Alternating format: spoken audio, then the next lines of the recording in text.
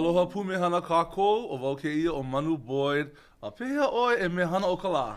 Ua mai ka ilo wau ke ia kakahia nei o ke ia awakea nei. Ohu. I know. No, I'm loving this. Mahalo, Tatiana Seiu, for this beautiful lehala. Yeah, it was just her birthday, so she's wearing her my beautiful birthday lace. Yeah, I'm halaula. working it for the whole month. I'm gonna be, celebrating the whole year maybe. Yes, it's the big one. That's why it's a big 5-0. Yeah. Well, welcome everybody to another episode of Midday Manaʻo here with Manu and Mehana Kala. Here, brought to you. Oh yeah, I forgot our tagline. We have to do it. Okay, so Midday Manaʻo. That's 2 M's. And then Mehana and Manu. So we say. Only you can make that sound like music, Manu. Mahalo. Only you. But you make it sound like Oli. I know, yes. I can make it sound like Anyway, Oli. whole Manaʻo. Mahalo to the Council for Native Hawaiian Advancement. Of course, I'm the Senior Director of Community Programs at CNHA. And also to our sponsor, Kaiser Permanente Community Benefit Fund. Mahalo. For sponsoring this every Friday at Awakea time. Yeah, we bring you people from our lahui that have very important things to share, and we also have a really good time. Yeah, thanks to Manu. I'm not so much a good time. Manu is the really good time, though. And I'd like to acknowledge that I'm here on lunch break. Yes. I work for Kamehameha Schools. Imua Kamehameha. Imua. Mahalo nui. Mahalo ke kipa ana mai. You know what? Our guest today, Kaniela Ing, right, from the island of Maui, a former lawmaker representing Kihei. Kaniela, did you went to Kamehameha? Yeah? Did you? Yeah, I went to Maui. Maui campus. Yeah. Did you graduate like in the first classes? Yeah, it was the first class, so it was kind of a rough bunch. Like, really? All the teachers were from public school, all the kids were from public schools.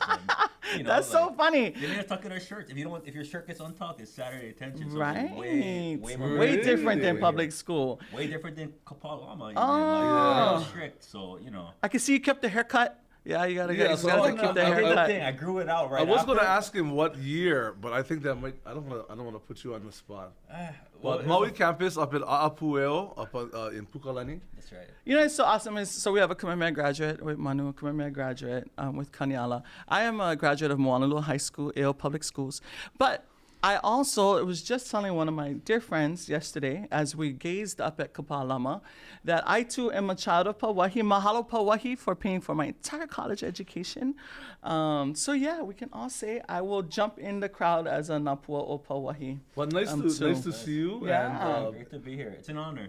Yeah, no, mahalo for joining us. And Mehana's going to lead us off into a wonderful show, Ike. We're going to get right into it, right? Because Kaniela is here for a purpose in our, just recently in the primary elections, right? You had some great wisdom to share. If you're not part of his Twitter, group and or Instagram, go follow him. What is Twitter? It's the little birdie. I mean, seriously. Yeah. Manu ai kohana. Yeah. It is the little birdie that, you share information on. Yeah. But Kaniela has made a lot of statements over the years that have caused a lot of discussion, and I particularly look forward to them because they instigate, again, a whole bunch of discussion in the communities about issues that we all care about. And so the particular ones that you've been, the topic that you've been talking about lately, of course, is voting and voting engagement, right? When you were a lawmaker back in 2014, you introduced a bill, HB 2590, right? That, and it got into law as Act 166, right? Which provided additional options for voter registration, right? Up until that time, we all had to be somewhere, we had to sign a piece of paper, that put that forward. But you created some other options. Can you talk about that for a little bit? Yeah. So, it was a hot topic because there were people claiming that the voting system wasn't fair to certain political parties, like during the election. Some people who lost were claiming that they didn't rightfully lose, a la, some a former president. Right. You can go ahead and say it. Yeah. A la Donald Trump. We've seen some of the patterns repeat just in this primary election. But in reality, it's actually the least restrictive voting system in the nation. You don't have to be registered with the party to vote, which is a closed primary system that a lot of states have. They have that in New York, and you only see 2% turnout in primaries. Right. Wow. It seems though that they've made it a lot easier this year. Well, except for me, because I went to the wrong place. Thanks to Kaniela, right? primary. So he started kind of this, and this is how I remember it, right? You started this movement towards making it easier and easier for people in Hawaii to vote. I mean, it's not a perfect system. So like people were right to be sort of upset at long lines. The thing is, like, once you pass a law, it has to be funded. And like the first year they had the funding, and then as it expanded and as it kind of became a victim of its own success, because people are like, oh, I can register and vote on the same day, I'm just going to show up and vote. But then they didn't staff it out to handle the crowd. So when it was like that massive election when Donald Trump lost, and people were turning out in droves, people had to wait like 2 hours to vote. So like, I'm not going to defend that. I'm going to be like, oh, my system works perfectly, but it's like, we got to fund it. We got to keep this stuff going, especially now when there's all that CARES Act money, ARP money, or American Rescue Plan, bipartisan infrastructure plan, inflation reduction, all that federal money. And it's like, we still can't just make it happen. Right. But this is Manaʻo. This is my thought on that is in Hawaii, especially for the United States presidential elections, by the time many people are heading out to vote, the president has been elected already because of the time difference. And so I'm not sure if that makes a big difference every presidential year. Well, I think what we've seen is that it makes a big difference in how people feel about going to the polls. Even though in Hawaii, like you said, their vote won't count necessarily, right? But our local elections and I hesitate to say that. Very important. I know. But it seems like every time, and I know you have some statistics to talk to us about, it seems like every time there's a presidential election, as opposed to the in-between years when there's not a presidential election, the voter count during the presidential elections, even in Hawaii, jumps up. Right. So there's a correlation to how people just feel like they're participating, right? And that might be enough to at least get people to engage. Yeah, that there's a presidential election. Well, I mean, that therein lies the problem. So, like, to the bill, the same-day voter registration, it's you don't really care about voting. Most people don't even know an election's happening. Like, maybe us in this world where we do this kind of work. But, like, you're working at 7-Eleven, you're working in construction, you're busy trying to put food on the table. You don't really know there's even, you ask someone what's a primary election, a lot of them don't even know. They just think there's one election on November. So you only really pay attention when you start seeing the debates on TV. And then you see all the ads where it's like kind of gross. It's like the only ad you see is political because it's just people are spending millions. This year in particular, I mean, I'm telling you, I was amazed at the ke'ano or the vibe of those things. But I just, while you're on that, I mean, mahalo to all of the organizations who actually do forums so that we can be educated. There have been so many Kamehameha schools. Also, Mehana and I worked at the Office of Hawaiian Affairs, and they focused on that as well. But CNHA's convention, right? We held the mega debate, that happened between both parties, kind of down the line from governor to lieutenant governor. Yeah, that was solid. I mean, to finish the thought, like, all those things happen and all the energy builds. But the peak of that, the climax, is after the voter registration deadline. You're a first-time voter. You're 18 years old, and you're like, oh, I want to participate this year because I'm seeing all this great stuff from CNHA. It's too late. So we recognize that and created this system where you can just go in, you sign a paper. You have to sign a paper saying you are who you are, so you're not lying. And then you can just vote. So I want to say again, we covered this at an earlier show, but I went to my usual polling spot, which is in my elementary school in Nu'uanu, and I got there and nobody stayed. And so I didn't know what to do. So I went home. So it's mail-in. So mail-in is another kind of evolution of this process of kind of making it easier, right? Do you think it's working that way? Yeah, so when I say a least restrictive system, it's because we have online registration, which only few states have, all mail, where you don't need an excuse to vote absentee. Everyone just gets it in the mail. If you don't get it in the mail, because you're only going to get it in the mail if you're registered. Right. If you're not registered yet, then you have same day. So you have all these options, and you can drop the ballot off wherever. And like this myth of voter fraud, it just doesn't really happen. Right. Because I mean, it's like, oh, there's people rolling their eyes watching this, but like, it's punishable by felony for what? For one vote? Right. Because you're gonna lie? Like, who would do that? That's not rational behavior. Well, not only fraud. So fraud, that's a pretty heavy duty charge. But there have been in national as well as local elections where there are flaws in the actual. Remember the whole thing? What were they called? The pukas in Florida. What were those things called? Yeah, they couldn't read them. Right. I can't think of the word. But anyway, so it's not just people who are hanaino or actually breaking the law, but people who the system is not working. But you have brought it to light and have done things about that. Yeah, I mean, no system's perfect. And again, we shouldn't privatize the elections because then there's one company that generally has stake in the election and the outcome. Right. But we should fund the people doing it. Like, we rely on volunteer poll workers. That's a mistake. You're only going to have a certain amount of volunteers. They're not going to really have experience. And it's like, it's not reliable every year. You got to do a whole new recruitment but system. It's training and stuff like that. Yeah, I did that one year. I went when it was the old-fashioned system where we had to go through all the schools and pick up all the boxes and the ballots and bring them back to the Capitol and stuff like that. It was so cute, old-fashioned system. Right, that old-fashioned system. It was a whole army of people kind of maneuvering around, and I was wondering I was like, wow, this is an operation, a major operation. When you watch the election, the coverage, they always go to the state capitol, and you see all of these people, and they're working hard, but it's a daunting task. I mean, we have 1.5 million in Hawaii today, and maybe 1 million vote or can vote. So that's a lot of responsibility. Yeah.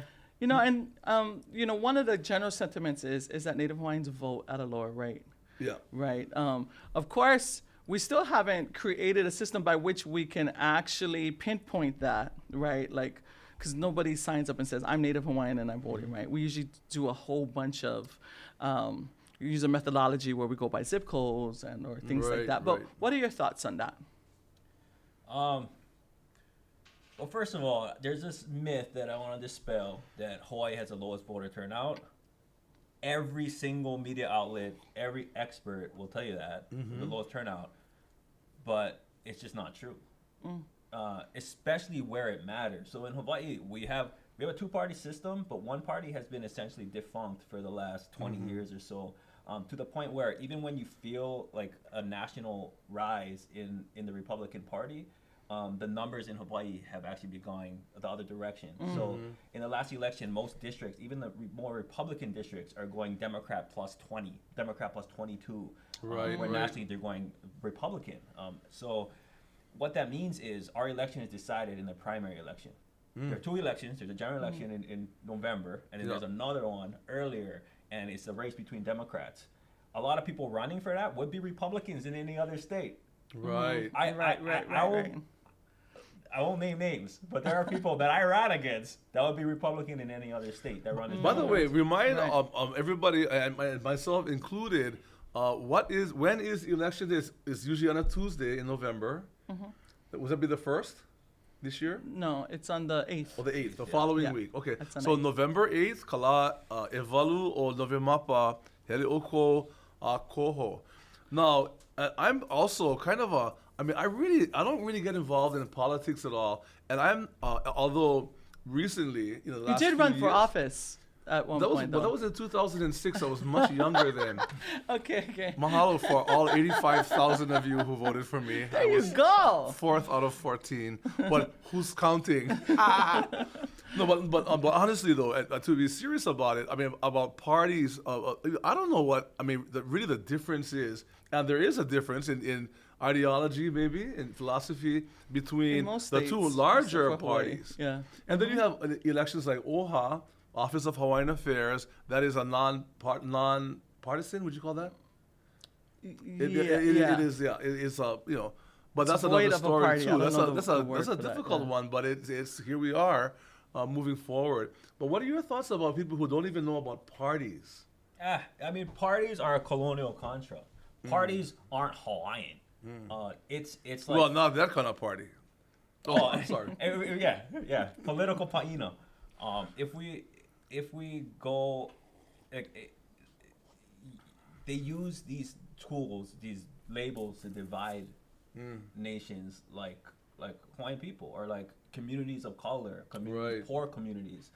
They make you got to pick a side, but really those sides are always evolving. Like there was a point where, the Republican Party was for ending. They're like the woke party, you know what I mean, back in the day. Yeah. And like you're seeing the Republicans now trying to seize like the working class and even embracing unions in a lot of states. So the parties change, but it's just like the idea of you have to pick one team. They use that to separate us, so then we're easier to beat. And those leaders often will change parties as well. As a historical example, Prince Jonah Kuhio Kalanianaʻole, he actually went from one party to another because of the politics at that time. But he was trying to get in and fulfill his kuleana as an ali'i to provide for the people. It was very tough back then, and it's even tougher, I think, today.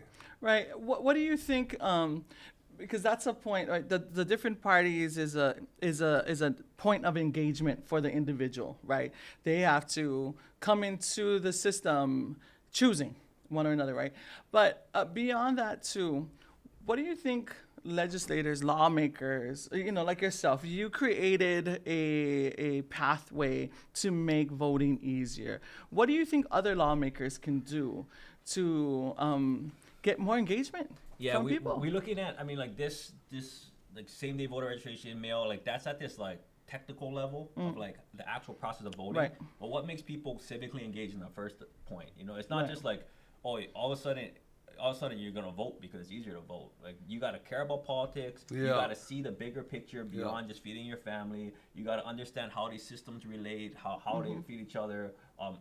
Figure out what your ideology is, even because there are millions of people telling you different things that have their own agendas, and like they all sound right. Right. Generally, like, oh yeah, I want lower taxes. Yeah, I want to get paid more. But like these are opposite ends of the spectrum sometimes. In the primary, don't you have to choose one party?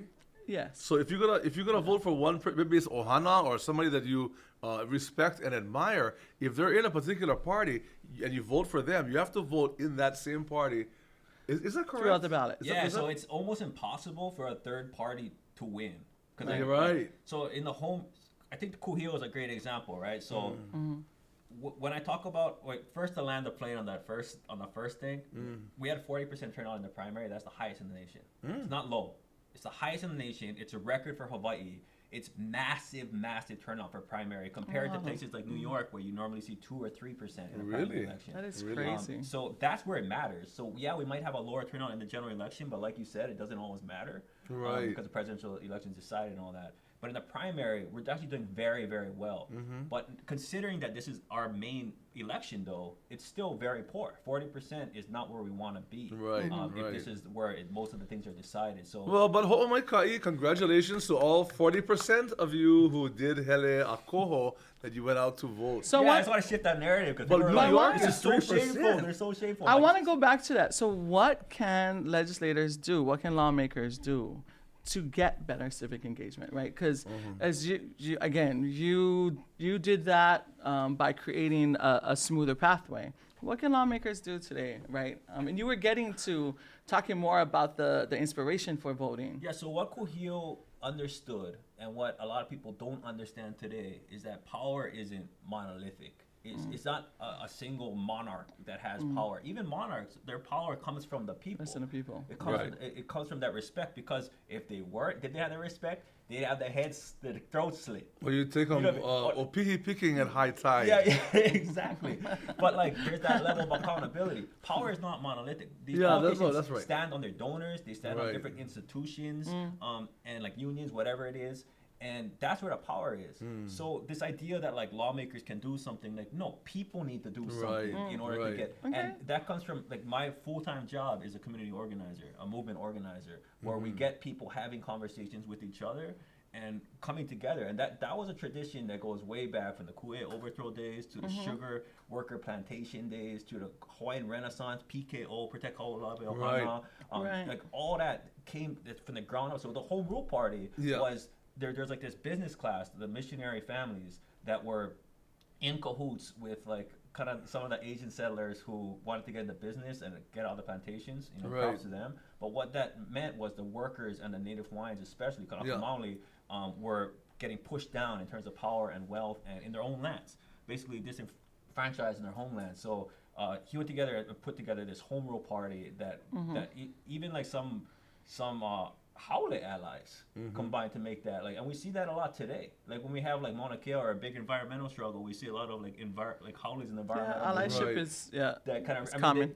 It's not easy to do it right. We got to hold them accountable, but like there's synergy there, and you kind of see history repeat itself and opportunities. Now, like we don't have to get too into like the party. It's just like, how do we organize our communities and how do we hold mana? Right. And that comes from having these kind of conversations on our dinner tables, at doors, and building long-term, durable organizations. Because we see like these big movements happen with Mauna Kea, but then what? Right. We all signed that Change.org petition, but then what? Imagine if that Change.org petition was an actual like sign-up, and we had 500 email addresses, 500,000 email addresses, 500,000 phones to text, and we had regular meetings, and we can divide it up to different issues. There are people that organize their communities like this in different countries, in decolonial movements across the nation, in rural communities across America that that have been disenfranchised, and they have power no matter what party they're up against, no matter what politician they're up against. If they show up, if they invite you, if they show up to your town hall, they tell you like, do you support or not support this issue, they'll boo you. They'll walk you 1,000 roses if you say yes. Right. They'll scorch the earth if you say no, and that's the kind of power we need in the law. In the last few years, it's not about the election. No. You know what I mean? But I think that people, because we watch the news from time to time, and especially when it comes to Congress, and they always talk about the aisle, across the aisle, because you have the Democrats on one side and the Republicans on the other side. And it becomes really a very literally a political race to have more on one side of the literally the aisle in the auditorium than the other. But I don't think our most of our people who we're talking to right now even know what that means. 100%. 7% of people identify alongside partisan lines. 7%. So 93% of people, even if they tend to vote Democrat, they don't register. But it does matter, though, especially in the way things are run in the federal situation. But I want to make sure that our lahui, and not just our lahui, but all of our kaiaulu, our communities throughout Hawaii, that I bet a lot of people have questions, even simple ones like that. And nevertheless, your Kau Anohana, the kind of work that you do is very helpful, and people have been doing that for a long time. But I still think we are, and here's a Hawaiian word, hui kau. And hui kau means confused. We don't really understand what it all means. We know when you're voting for somebody, if you recognize the last name, Boyd, for instance, no, not really, but, or maybe Hind. So we just think like more on that local kama'aina level, but don't really have maybe a bigger understanding. Many people do, but I think some don't. Well, we talked a little bit about this before the show about how there's an appeal to the local, right? There's these appeals now from parties to kind of grasp at the culture of community, right? So not necessarily Hawaiian culture, but just the culture of how do we bring all these people in, right? And it's to appeal to those things. You had mentioned earlier how, organizing with the unions, organizing with other bodies who are organized, right? Then sort of brings that conversation, right? And that particular agenda of the parties, forward to them. Endorsements. That sort of endorsements thing. Or just even conversations about trying to make people believe, whether it is genuine or not, that you are of them, right? Candidates are. One thing I would like to dispel, because we've been thinking about this for many, many years. We talk about the Hawaiian vote and to encourage our lahui as the Kanaka Oiwi, Ia Pai Aina, the natives of this island chain. to get out there and vote. But I think it's clear that all Hawaiians don't vote the same, and all other races or other people don't vote the same either. But there are some core values, and this is something, Mehana, that all of us are. The embrace is aloha aina. Aloha aina, the love and respect and connectedness to the land, is really a core value, and that we did have. For a short while, it was a difficult thing to introduce a new party. But I think it was Auntie Vicky then, Vicky Holt Takamine. So it's been tried, a couple of times. Yeah, just more recently in the last election. No, if it's not its own party, I mean, something for you folks to think about when you are trying to figure out who to vote for, and yes, go vote, is who are people who, you don't have to vote only for Hawaiian people or local people even, although, but people who understand aloha aina, and there are people, legislators and council members and what have you, who actually, at least they seem to understand what that means. Because Hawaii is not the same. We are unique from every other state in the union, completely, as an island group. Yeah, mahalo for that. Kaniela, what do you think is the most pressing issue facing OEV today? Yeah, I mean, just I'll answer that question, but just to dovetail a little bit it's like, a few politicians might understand aloha aina, but we can't have a system that relies on like the altruism of any people in power. That was a big word. The good nature, the better angels of the people in power, because that's not how power works. We need to shift the ground under them so the grass is greener standing for aloha aina than it is standing for the status quo. And right now, that's not the situation. So we gotta beg them to like do the right thing. But the right thing, the political expedient thing, should also be the right thing if we're doing our jobs as community organizers, as people who care. You don't have to be an organizer. You just got to be able to talk to your uncle, the uncle who's obsessed with Donald Trump and doesn't understand why, and like all these giant businesses, like oil companies from the continent that are like destroying other native peoples, telling him, like giving him all this propaganda. Like, nah, sit down, have real conversation with your family first, and expand it out to your neighborhood, and you're developing your own leadership. Explain that. That's a word we hear often, propaganda. What exactly does that mean? Because I think many people know, but many don't. I trip how many Hawaiians in the last election was like, Democrats are bad. Let's just go to the other colonial political party, and all our problems will magically be fixed. Right. Who's pulling the strings of that party? Who's running those ads? They're all rich howlers. All these rich howlers telling you how to think and telling you what the solution is, and that the real enemy is your Hawaiian neighbor. Right. So that's why the work I do is not, yes, Republicans are bad. Democrats are bad too, a lot of the time. Like, let's be real. Let's be real. But the thing is, who's funding both of these parties are the same people. Rich, old, white, man. So money, and this is a conversation that I wanted to. This is a conversation that I always wanted to get into. No, when we talk about Kate, two men and a woman on here. When are we gonna have those conversations about what color actually is the most powerful? What party is the most powerful, right? And it's the color green.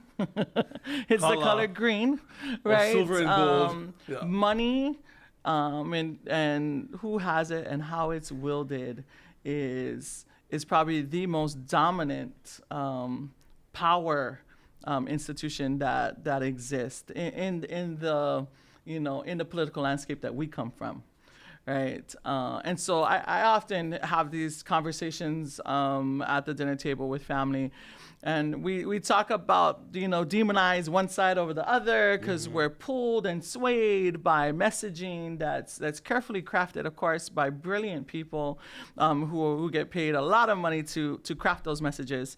But when it comes down to it, right, we gotta focus on who can do what is necessary to make our value systems thrive in that space, right?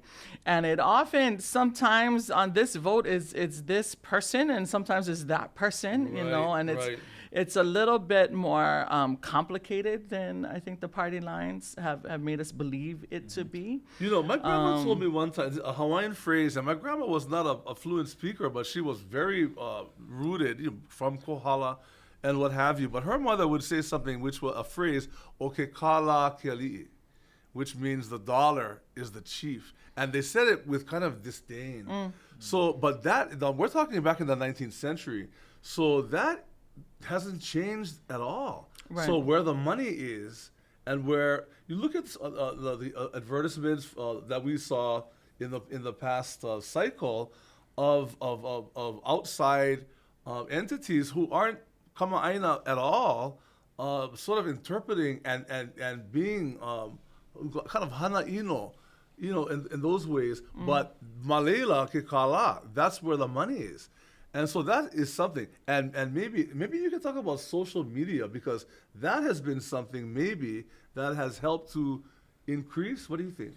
Yeah, I mean, the reason why I was talking about community organizing is people see me on social and they go, "Oh, he's a poster." But no, I do real organizing too, where I'm on the ground. I'm talking to people, having conversations that I don't want to have because it's uncomfortable. Yeah. Right. And we bring people together. In my own community in Ho'opili, they're building these giant power lines. We brought 400 people in a room. We had D.R. Horton, we had Hiko. We pressed them. We do real organizing. But social media is also important because you got to meet people where they are. So thanks for bringing that up. BJ Penn. Sweep the floor with social media. They didn't end up turning out the vote, but what you saw culturally is he tapped into something that a lot of politicians just can't. It was strange, right? Because he didn't get the result that usually we see with that kind of social media attention.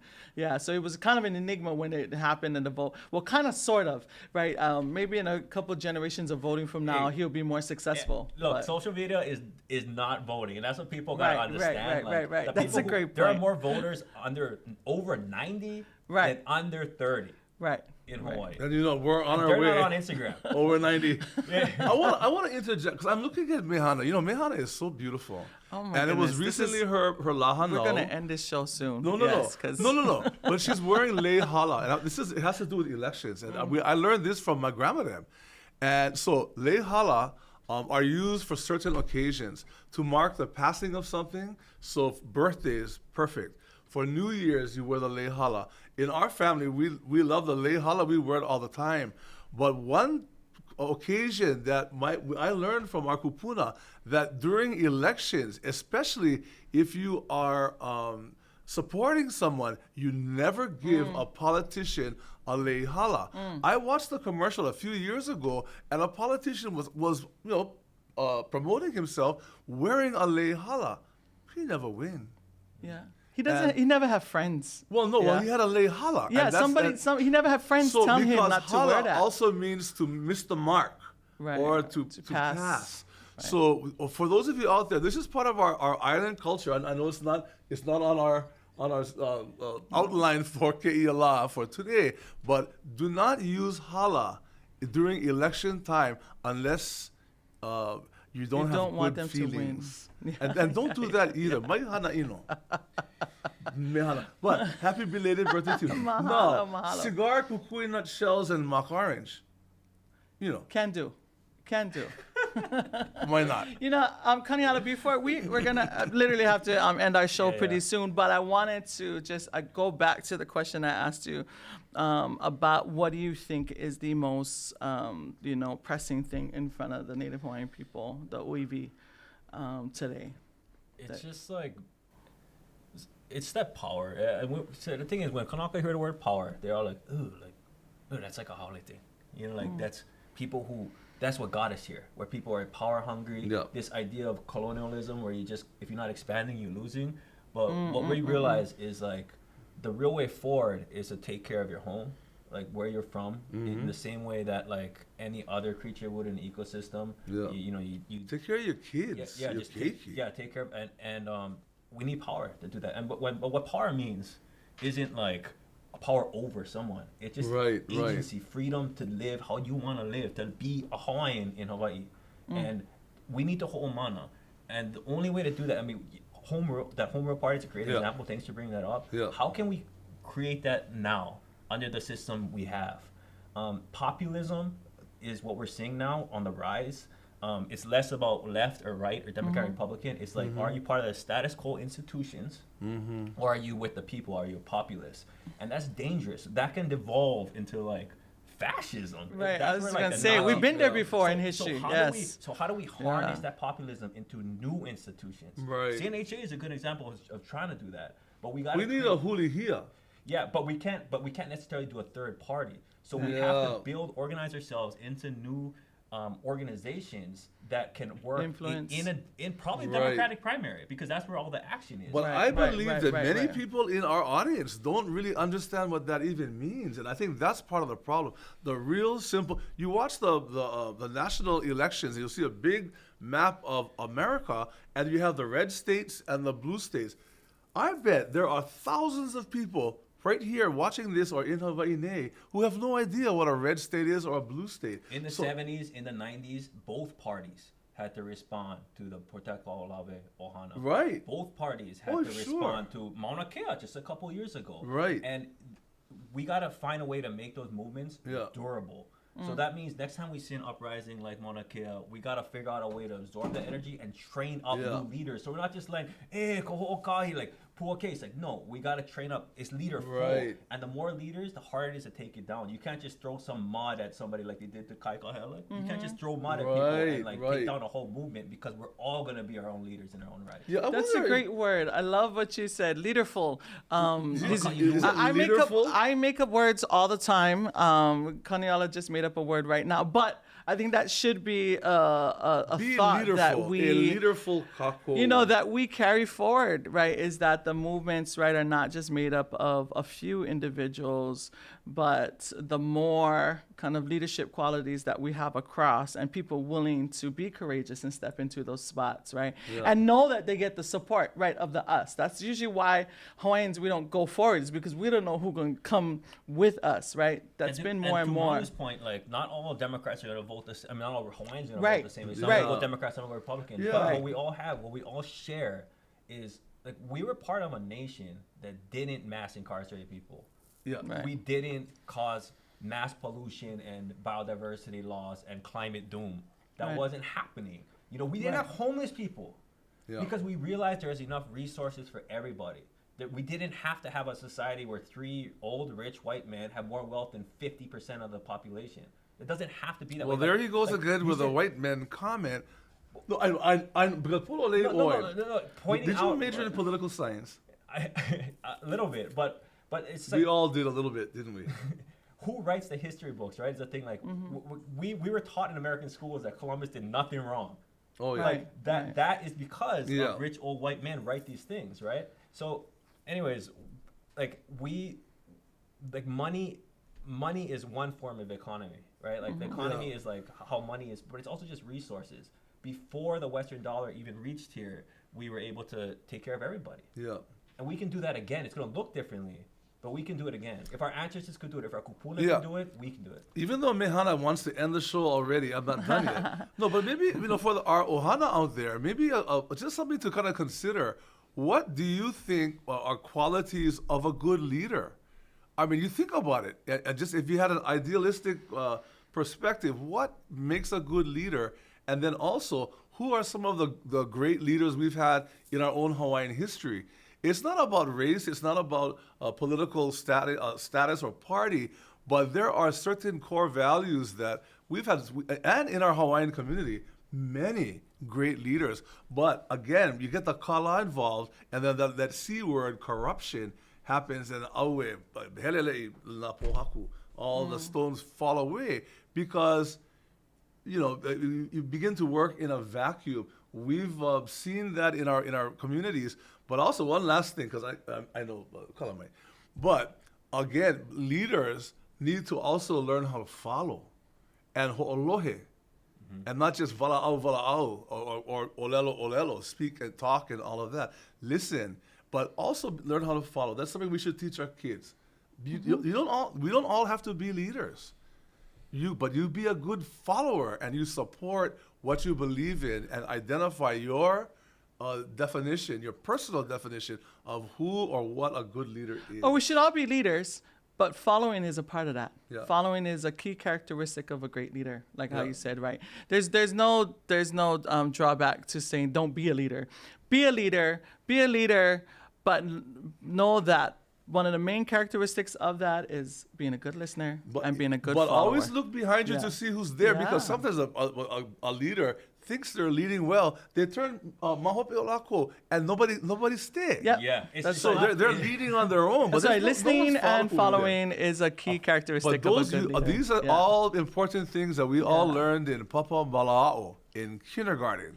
Okay. Well, one thing that unions really understand is when you organize a workplace, and this is how we should think about leadership too. When you try to figure out who the leader is, you don't go and to the person that's the most gregarious in front of the room and like is always talking. Yeah. You ask everyone when you have a problem, when something's going wrong, who do you go to? Right. And it's always someone you don't expect. It's always like the auntie or something. That's the leader. Right. And always acknowledge the good work of other people. So we're going to end on that today. Again, leaderful. Leaderful, I am going to take that word, Kaniela, and really super embrace that, because I think our conversation kind of leads us into that, right? We're going into the elections November 8th, right? Also look out for, if you have not followed Kaniela, please do so on his social media feeds, because, again, he puts some really thought-provoking things out there that challenge us, that engage us. Check out that special that he just did with CNN and Kamo. Remember thank also you so that much. Lehala are not for election day. Okay. But it's little things like that many, you can give them to me on election day, though, because I'm not running for office. I'll take it. I'm not running either. But again, mahalo to our guest today, Kaniela Ing. Again, from the island of Maui, not living here on Oahu with his ohana and organizing and doing so much great things for us here in our lahui. Until next week, next Avakea next week, Friday. We will see you then. Ahui hokako. Aloha.